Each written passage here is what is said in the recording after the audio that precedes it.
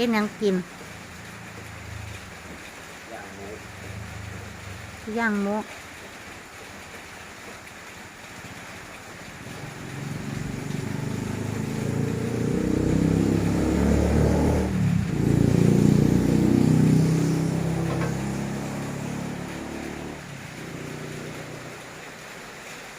นี่พ่อครัวกำลังเฮ็ดกับเขาวก็สิอบหมูกำลังเอาหมูเขาเตาอบ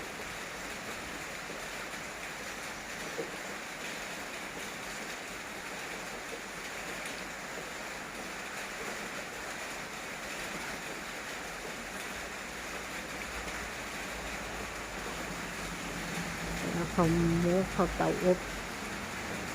หมูกินกับเขาวอาหารแรง